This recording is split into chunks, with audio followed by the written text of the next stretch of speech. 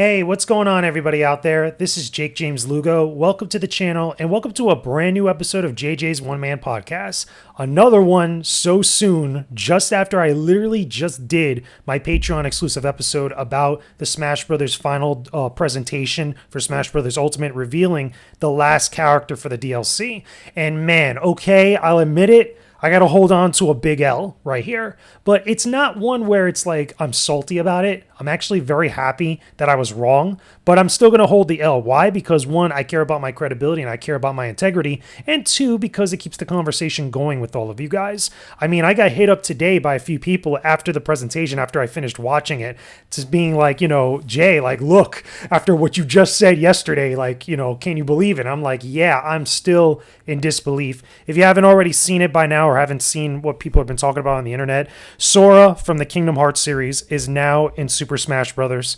He's the final DLC character for Smash Brothers Ultimate. I'm still dumbfounded. Again, this is something that nobody could have predicted. Nobody could have really guessed like this would become a reality, but it's real. It happened. It's now, this is the world we live in. Sora is in Smash. We just had footage with Sakurai revealing that not only is he coming out on October 18th, which is very soon, which is awesome, but he showed gameplay, of him in full, like his moveset, his stage, the music we're getting in there. He showed gameplay of him fighting Cloud and Sephiroth, which is, a nice little fun jab there.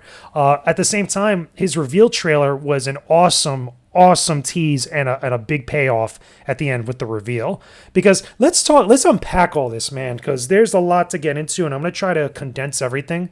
But the main thing is that this is such a monumental, crazy reveal and crazy outcome.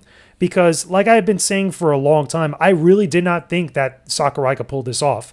I really didn't think that Sakurai could actually get Disney and Square Enix to agree to something like this. And the main thing is because it felt like there was so much red tape here with stuff involving not only Disney, because of their characters. Again, this is not something solely specifically to Square Enix, but having the Disney logo, the Mickey Mouse Kingdom Hearts logo on the Keyblade, that was something that myself and many other people that are in the industry, especially those that have talked about this as far as the potential for different Smash Brothers characters, we didn't think that would actually be a thing. That we didn't actually think that could actually happen because it's Disney's logo. Like, I mean, if they're not going to have anything Disney related in here, why would they allow something like that? It just felt like they would be a nightmare to deal with something like this. But some way, somehow, Sakurai and his team over there and Nintendo were able to make this happen. I mean, as soon as I saw the little flares like in that trailer, I knew something was up. It was just weird. But then as soon as I saw the Keyblade, I was like, oh my God, like this dude actually did it. Like he actually made this happen. And just looking at the Mickey Mouse logo on the Keyblade and seeing Sora come through the keyhole in that reveal trailer. If you haven't looked at it, I highly recommend you check it out if you've missed it. Because I'm pretty sure, again, it's been all over the internet at the time I'm making this video or this podcast. But also, this is a prime example of like how to do a teaser right and how to do a fake out right. I mean, Nintendo has done this so many times with various different characters that we've seen, especially with the Banjo trailer. But this one, I think, was the best one that has a fake out. Because when I first saw this trailer before the sparkles and all this other stuff, I was looking at the fire and I was saying to myself, oh my God, they're going to reveal a Dark Souls character. They're going to reveal the main character from Dark Souls in this game, which would have made sense. You got to understand, a lot of people are going to be looking at me like, oh, JJ, you have to hold this incredibly big L. You have to understand that the information presented to all of us was pointing in different directions that seemed more plausible. And to believe that that was going to be a Dark Souls character originally would have made perfect sense. It did. It looked like the freaking bonfire was about to go off when Mario touched it. But as soon as he grabbed it and threw it and it turned into the Keyblade, all bets are off. And like our world is not the same ever again. It's insane, man. Like I'm still thinking about it and looking at like little footage of the trailer here on the side as I'm recording this. And I'm like, man, like I got to see this live and we all got to experience this together. Genuine excitement and like shock and awe and just like wiling out at the hype of something like this actually happening. Because we all thought not too long ago this was impossible. And now it's possible. Like all bets are off for Super Smash Brothers. I'm putting a little pin on this. I'm putting the flag right there. As someone that was wrong, I'll admit that I was wrong. But I'm happy that I'm wrong. And I'll admit that Super Smash Brothers is a franchise that people can never accurately predict whatever is going to happen with it. Because there were so many other things that could have happened with this that would have made so much more sense, that would have been so much more safer bets for people that were betting on what was going to go down with this actual reveal. But oh my God, yo. Now let's get into a couple other things because I know I don't want to go this for too long with this episode. Let's talk about Sora as a character. Seeing him move, not only in, like getting over the shock of him being in this game, but he actually looks really good. Not only do we get multiple outfits, we get Kingdom Hearts 1, 2, and 3 outfits, which is awesome, and color variations that correspond to the different drive forms from Kingdom Hearts 2 and 3, which is very freaking cool. But also his moveset, man. His moveset makes total sense. He does a lot of 3-hit combos with his Keyblade, which is totally in line with his character and the way that he moves and plays in the Kingdom Hearts series. The magic, I like the idea of the magic cycling because we get all the different spells that we could use in combat with the B button. And we also get taunts that give nods to his other spells that he uses in the Kingdom Hearts series. Even though they're not usable, they're not active, they don't affect other characters. But we get to see like Cura, we get to see stop magic, time magic, arrow, like stuff like that is cool. It's a nice little nod and a little bit of fan service for the character and for people that just love Kingdom Hearts in general. But anyway, some of my favorite stuff that I did see in the trailer was the Sonic Blade. I think the Sonic Blade reminds me a little bit of Bayonetta as far as her like little dashing attacks that she does in the air. So it's pretty cool to see that with Sora because that's a big attack in Kingdom Hearts 1 and also in some of the later games. But Kingdom Hearts 1 specifically, Sonic Blade is really key for use in battle against characters like Sephiroth and a few others.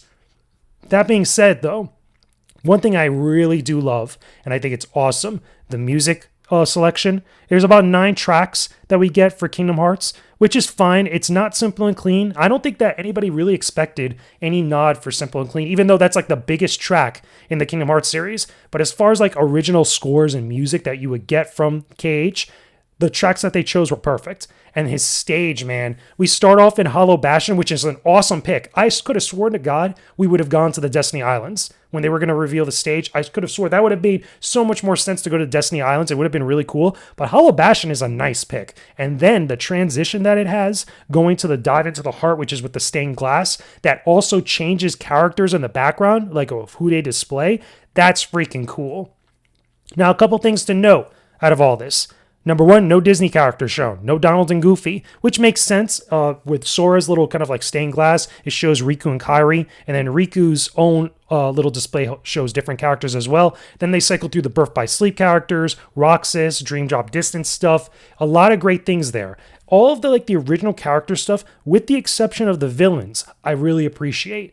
I noticed that in the Spirit Board, there was no villains for Sora to fight. Like, they had all the main cast. They had, Axel. They had, Xion. They had Roxas. They had Ventus. All these other characters that we know. But we didn't see Ansem. We didn't see Xemnas. We didn't see Sykes or any of the other Organization 13 members. I think I'm cool with that. I think there's potential down the line to get other spirits that are related to Sora, because I'm pretty sure they're going to update this game with other spirits at some point. I mean, they're done with the DLC characters like the fighters, but you best believe we're going to see other like spirits and stuff related to Sora, related to other game characters as well that are included in this.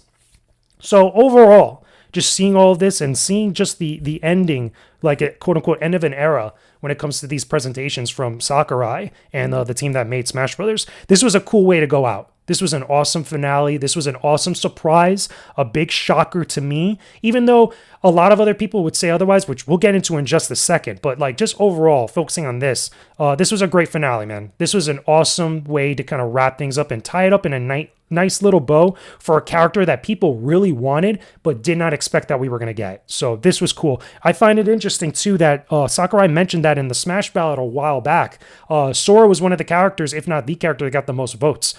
Considering like all the other characters that were voted on here, and they kept it quiet for a very long time, as far as like what could be done and like what they were doing behind the scenes, which is really freaking cool. That's awesome that they were able to kind of put things together like that for such a long time and have it come to fruition now. So that being said, let me also make a few more comments about other stuff I saw online a little bit, as well as also some of the stuff that, in relation to the reactions to this, which I think everybody is universally happy about this. I don't think there's one person that's upset that Sora got into this game. I mean, I was pulling for Scorpion and Sub-Zero, which again, would have made perfect sense considering everything that was going on, but I'm not even mad about that. Like, again, we got Sora in the game, which is really freaking cool. So one of the things I do want to comment on is that I want to make sure that people understand that all the people that were really pulling for this and stuff, none of these people predicted that Sora would be in this game. What they do get credit for, some of the people, and you probably know exactly what I'm talking about, a few individuals out there, they get credit for putting the hype and the demand there. What they do not get credit for, and what people should not be taking credit for, is the correct prediction of this. You could have hoped for Sora to be in this game for a long time, but nobody at all could have accurately predicted that this was going to go down. Nobody could have guessed that this was possible, especially with all the red tape that we all were seeing and all the other things that were matching up towards other directions. Nobody could have predicted this would have come to fruition at all, like straight up.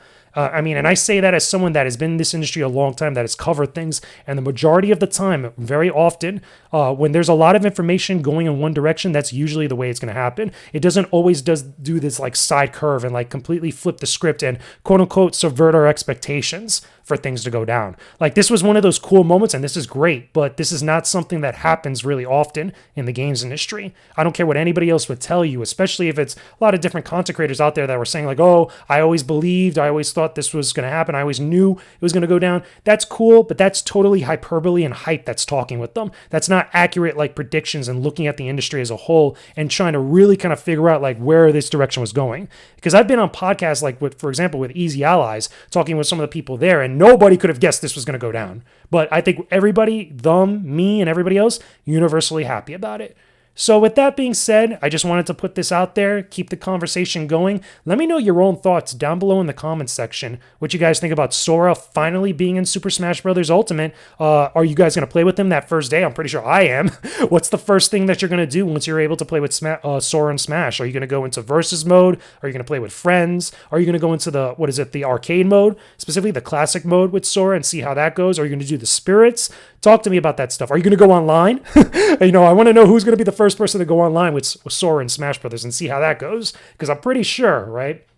A lot of the competitive crowd is going to have a lot of fun figuring out some of the combos and cool stuff that Sora can do in this game. But I digress, though. I'm going to end things there. Let me know your thoughts down below in the comment section. Leave a like on this video. Subscribe to my channel as well for more gaming videos. I got my next review coming very soon. Probably actually tomorrow, now that I think about it. But there's a lot more that's coming as well. So talk to you guys again real soon. Peace out and stay epic, everybody.